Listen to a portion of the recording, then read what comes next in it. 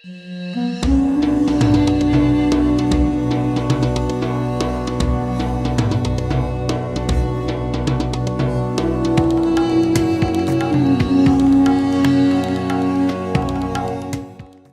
Alkadiri, managing partner at 310 32 Associates, sitting in the comfort of Washington. Raad, give us a big picture where we are the day after this ceasefire, where we are the day before these Islamabad talks from your perspective. I think we're in the midst of two different conflicts. I think it's being increasingly become evident over the next few days. I mean, you clearly have the United States that wanted an off-ramp and Iran that was willing to give them one. And I think some of the issues we're seeing over what the basis of the negotiations are, whether it's who's 10 points, whether it's 10 or 15 points, are really sort of miss the bigger point, and that is that the US and Iran are ready to sort of stop this fighting. And the US is willing to do it on terms that are acceptable to Iran, and Iran is willing to sort of try and find a place to meet them in the middle. I think the problem with this conflict all along is it's been sort of a dual track, and you have the Israeli track that's still going. For the Israelis, the strategic objective is very different. I don't think it's business that is over as far as the Israelis are concerned. And quite clearly, they are expanding their security parameters, their security perimeter, and very keen to press ahead with what they saw was an advantage. So I think as we go into these talks, they're fragile on two levels. One is, can you find a basis for agreement between Iran and the United States, not just the cessation of hostilities, but actually an agreement that sticks in the long term? And for the US, that's going to be about the Strait, and for the US, that's going to be about the nuclear program. For Iran, it's going to be about no more war. In essence, this doesn't happen time and again. Now, that's not a given, particularly when you have a US president who lacks patience and who is very aware at this moment in time that he is being cast as the man who blinked first, not something he likes to see. But to me, the bigger question is, can you keep the Israelis on board with this, not just now, but over the medium to long term? And if you can't, you're going to get this conflict blowing up again, The and it's medium going to to long happen on a term, like continued basis. over the next few hours, it seems, in essence, where the Israelis take this and sort of literally put a bomb under it.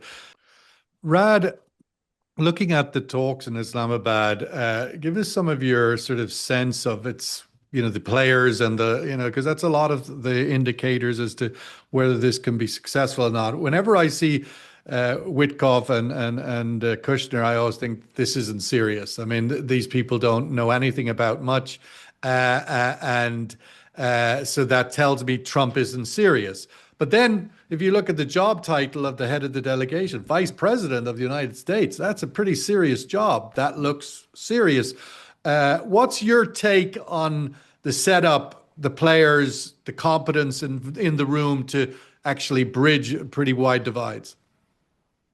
I think you touch on it in terms of the competence issue. If it was Witkoff, Kushner, and even Vance alone doing this, I think we've seen some of the problems that can get you into in the past, even with the addition of JD Vance. Yes, it's the Vice President of the United States, but I think that is indicative of a couple of things. One, it's indicative of how seriously the US is taking this, and I think sort of Colby mentioned also, Vance's determination to get a view into the room, and certainly a sort of more MAGA view into the room, which has been hesitant about this war in the first place. So, if anything, it does signal this determination by the US, determination by Trump to try and find a way, an off ramp that is quick, and ideally, in his mind, I think the one that is clean and that ties a bow around this neatly. I could sell it to What MAGA. and sell it to MAGA and sell it as a win. And that's what the US has essentially been trying to do for the last 24 hours. And that is, I think why you've seen some of the petulant tweets that you've seen. regarding the sort of which points these negotiations are going to be based on. I think what will be important is, the technical teams that they bring along with them. Do they bring a technical team? And the question before was, so this will start at high level. This will start fundamentally at trying to get a basis for common ground. It'll be the photo ops. It will be the sort of high level messages from both capitals of sort of what they're going to be discussing and sort of what the parameters are. So the important thing will be then, are there technical teams that can follow up with that? But at the same time, I go back to, does the United States have the capacity to ensure that this ceasefire stays in place?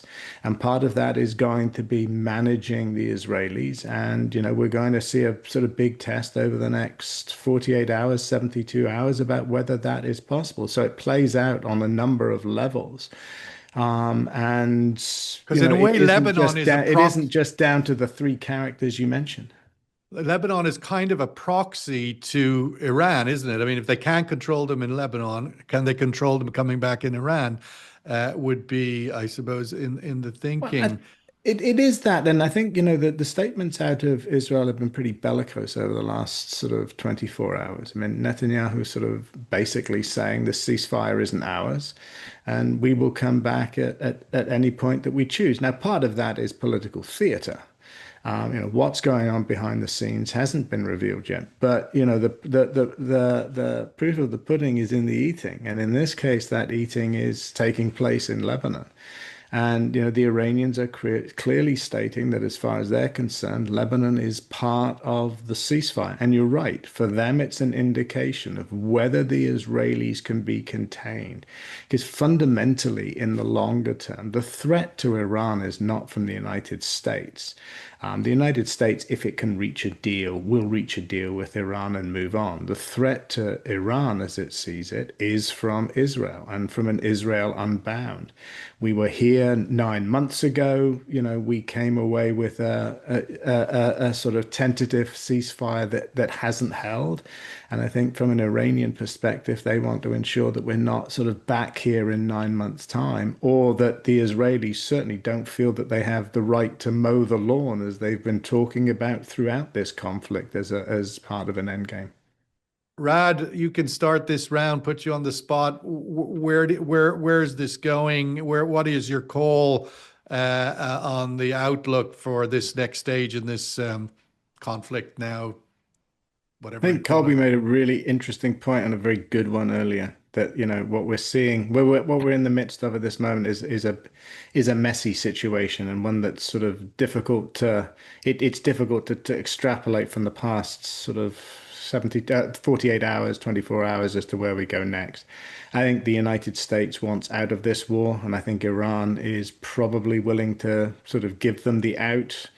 Let's be real about this. The Iranians have just faced a massively destructive 6 week war that they're going to have to recover from as well. So my view is, left to their own devices, they can probably reach something, as long as the Trump administration and President Trump himself, A, doesn't engage in shenanigans over tweet, and B, has the patience to actually see these talks through. I mean, they will take a long period of time. You don't resolve these issues in 2 weeks. You simply set the stage for future talks in 2 weeks. But we also have, and everyone's mentioned this in one way or another, we also have a second aspect to this, which is we're almost back to the JCPOA in some ways, where It took you 3 years have, to negotiate. but in the sense that you have the Americans and you have the Iranians talking. And, there is a desire on both sides, I think, to reach a deal, even if they go into it sort of with different agendas and different priorities. But you are leaving out a whole host of other players, the Gulf states, and I've, repeatedly mentioned Israel. And to me, that's where the question falls down. Does this lead to a permanent peace? Implies that you have all of the different moving parts in the Middle East, all of the different players on board with a permanent peace. And that is the weakness in terms of this. It is not just a US-Iranian war. In fact, that is probably the most containable and the most short term of the issues.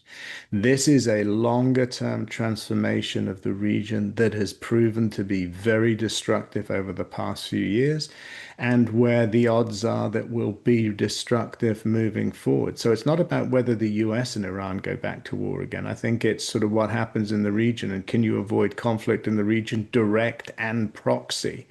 And so therefore it comes down to, what do you describe as permanent peace? Because if permanent peace is a happy story for the Middle East, I don't see that right now. Rad, I meant to get a comment from you on the domestic context in the US. Are we in the equation? Is Trump's window closing by midterm elections, by Senate Republicans, by is there anything there?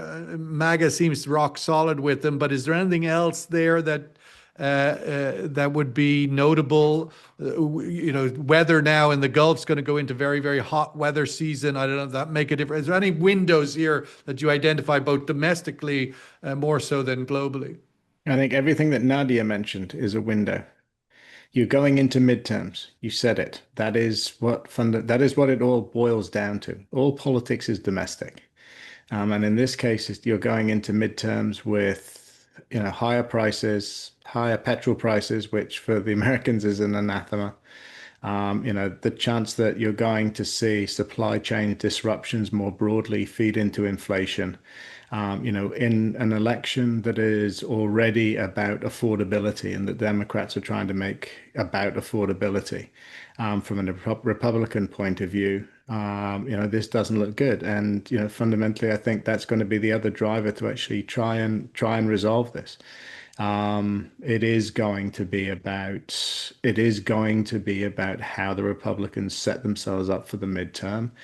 They've held relatively rock solid in terms of support for Trump while the war was on. When hostilities stop, that is when you start to see sort of divisions and criticism start to creep into the domestic political dialogue. And so, yes, for this administration, there is going to be pressure to try and ease that economic strain and ease that inflationary strain. And that's going to be very much on the minds of the negotiators, and certainly very much on the minds of the Republican Party.